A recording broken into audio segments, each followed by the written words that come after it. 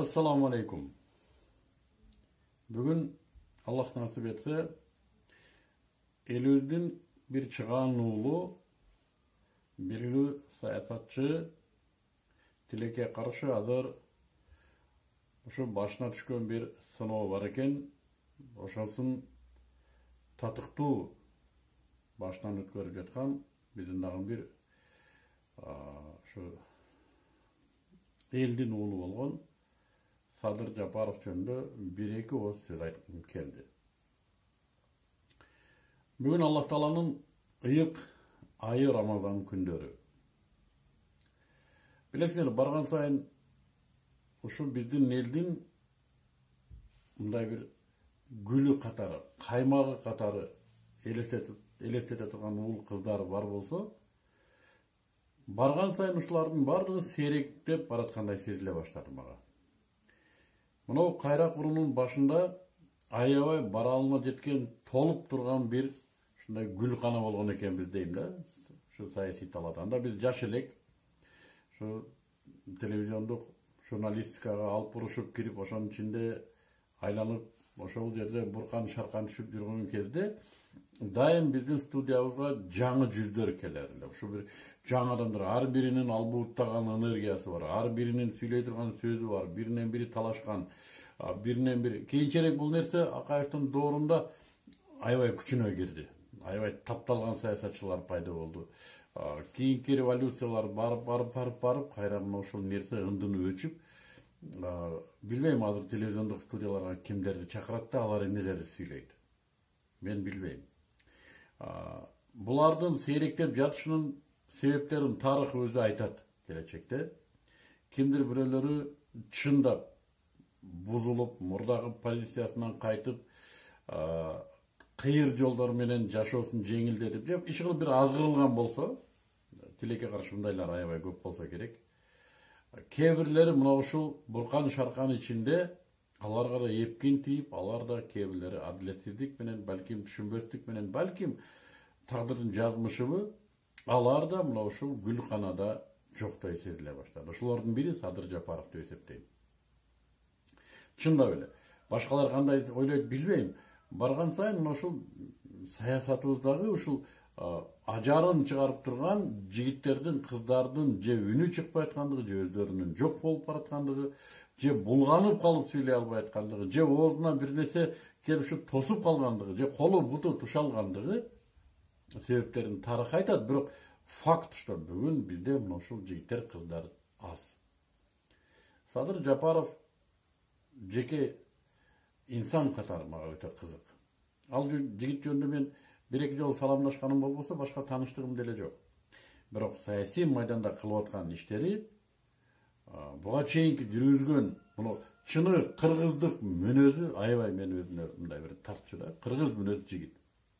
Айкөлдүгү бар, кечиримдүүлүгү бар, тайманбастыгы бар, мына ушундай өзүн баса алган оор басырыктуулугу бар, тегерегинин бардыгы да. Мен ушу жигиттин тегерегинде мындай байкап көрдүк да, бир учурлар болду. Тегерегинде да мындай алдым жуттум же болбосо мындай жеңил желпилер жоктой да. Жок десек болот. Анын үстүнө бул жигиттин акыркы учурдагы ушу башына күн түшкөн абалдагы өзүн кармап отургандыгы аябай бизге ушундай бир сабак берди да. Адилетсиздик, албетте жан кейиткен адилетсиздик жана ошол учурда марттык. Бұл оңай нерсе емес. Адилетсиздикте марттыкты көрсөтүү оңай емес. Бир сөзбен айтканда, Садыр Жапаров саясатта орду бар жигиттердин бири. Эгерде кылмыш кылган болсо, жазасын алып аткандыгы балким туурадыр. Эгер кылмыш кылбай, адилетсиздиктен, зордук менен ошол жерде камалып отурган болсо, мунун да ажыр сыйлыгы бар. Балким бул Садыке үчүн акыретине да, бул жашоосуна да аябай зор пайдасы тиер. Мен тиет деп да ишенем буга. Эч нерсе жөн жайынан болбойт бул жашоодо. Бүгүн ушу ыйык Рамазан күндөрү Садыкеге мен аябай ушундай бир чын жүрөгүмөн, ушу бир тууганы катары, мекендеши, жердеши катары каалоом.